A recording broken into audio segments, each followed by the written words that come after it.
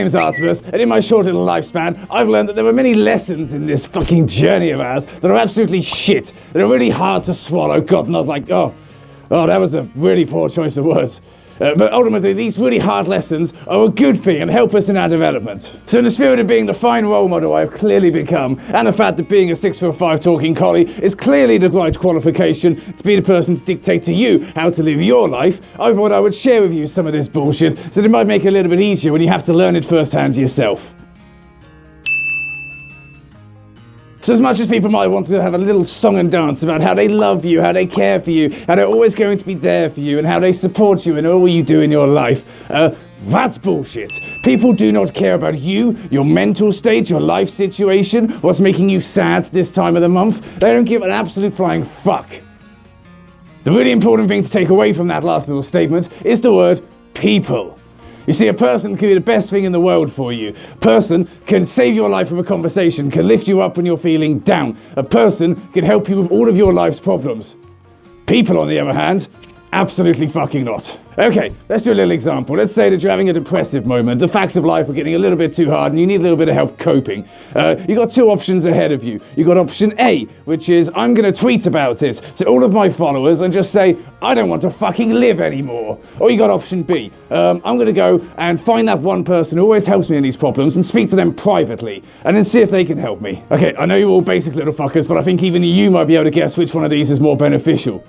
Yes, obviously it's option B. And guess which one we see more often when we're scrolling through Twitter? Yes, it's option A. It's not exactly people's fault. I mean, let's say you're scrolling through Twitter and you've got all of these cute little fursuit pictures. Oh, look, that amazing Artemis guy finally hit 10K. Yes, I did.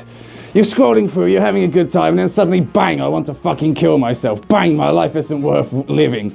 How the fuck is anybody supposed to respond to that? More importantly, what can you even say? It's all in public. You can try and be helpful and supportive, but is it the right advice? Do you even trust what the fuck you're saying? You're just as fucked up in the head as well. Why couldn't you even have an authority on this? So what's the simple lesson? Stop relying on a group of strangers to dig you out of this hole with nonsensical fucking bullshit. That simple sort of, oh no, you matter to me, don't do anything stupid, we all love you. They don't even know your fucking name. They just know your Twitter handle and that you have a cute suit. Stop giving a shit about their opinion, turn to the people you can actually rely on for support, and then you might be a bit happier. They say friendships won't last more than 7 years, and usually they're bang on the money. Yes, those connections you form would last forever because you mean so much to each other, would eventually wither and fade. And no, there are some friendships that will last your entire lifetime, but the majority, at least 90%, are going to have an end to them. People don't stay the same throughout their entire life, thank the fucking Lord. So if you start off like as a complete asshole in your childhood, yes, you might end up as an asshole in your teen years and a little bit into your adult years, but then you eventually become something good, like me. So it's not the worst thing in the world that people develop. And as you develop and evolve onto different things, you turn into something better and into something different. And those people you were with when you were an asshole aren't going to mix with this new you. This is happening to everybody else as well. So while you might have a little set of reasons why you're besties with this one person, that's all going to change. You're going to learn, develop and grow and become all special and snowflakey when you get your Tumblr account.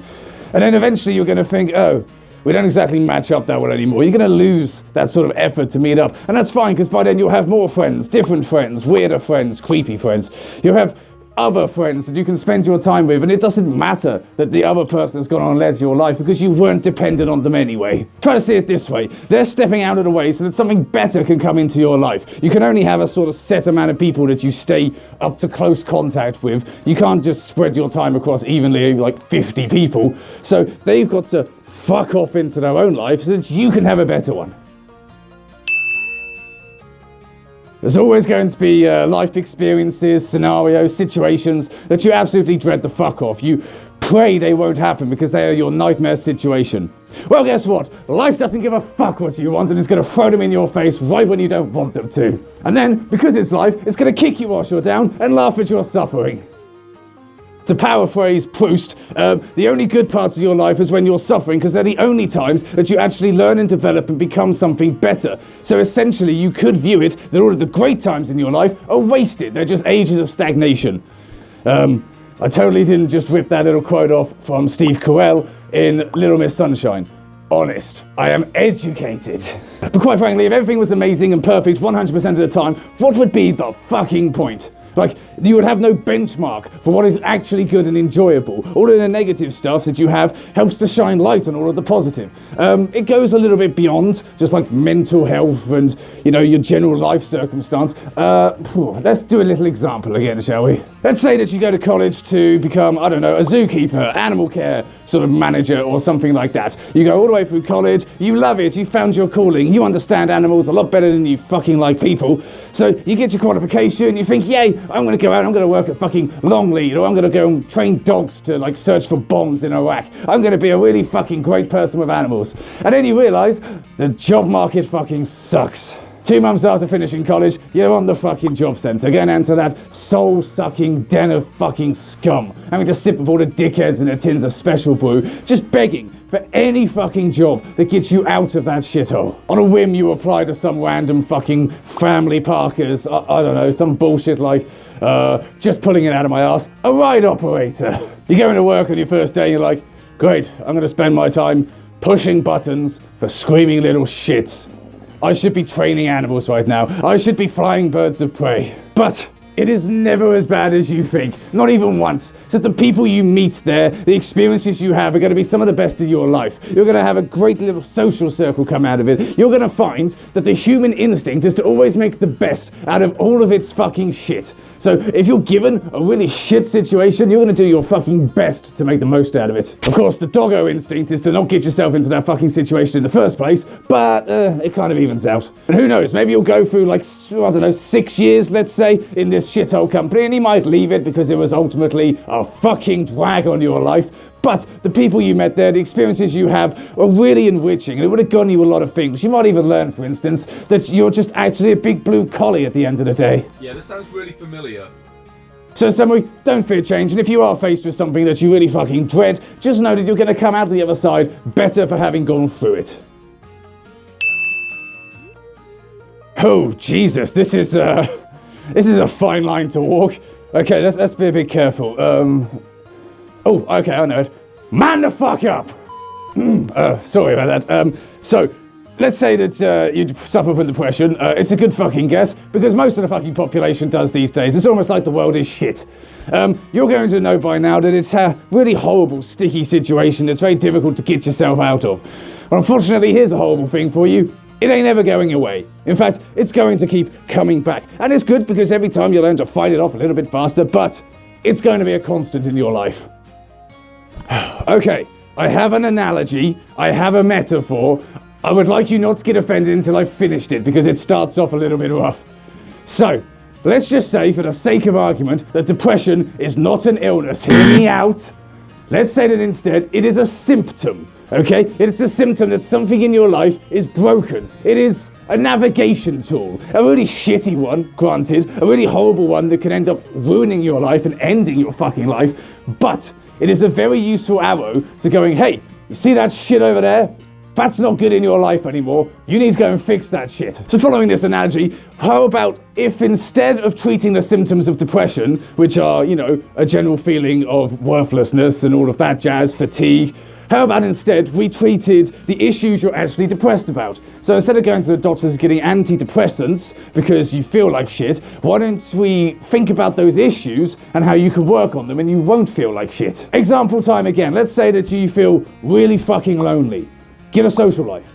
Find some friends that share an interest, you know, almost like the furry fandom. It's almost as if someone felt really lonely and then found the furry fandom and they don't feel lonely anymore. Who the fuck could that be?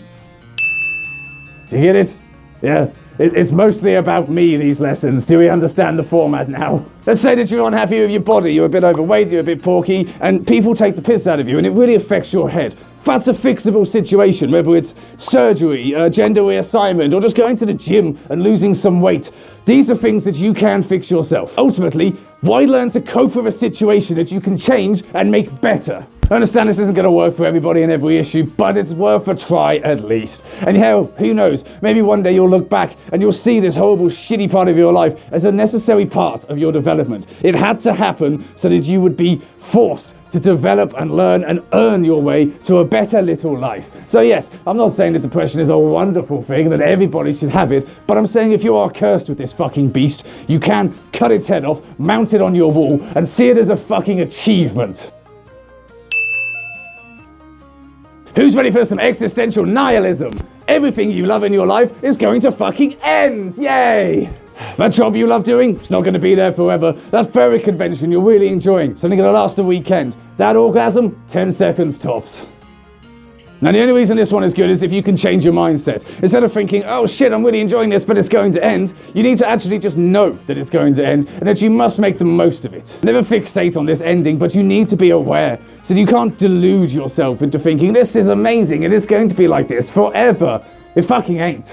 And it's not a matter about being sad that everything ends, but you need to learn to cherish those memories, to live your life without having any regrets. So I know that's absolutely fucking impossible, but minimize those regrets as best you can. So in this case, let's say you have the family dog and you have sadly had to watch it pass. You want to be able to look back and think, I regret nothing. I had a good time with that dog. He's going to be with me in my heart forever. You don't want to think of those memories and cry because he's dead. You don't want to think of those memories and think, oh God, why?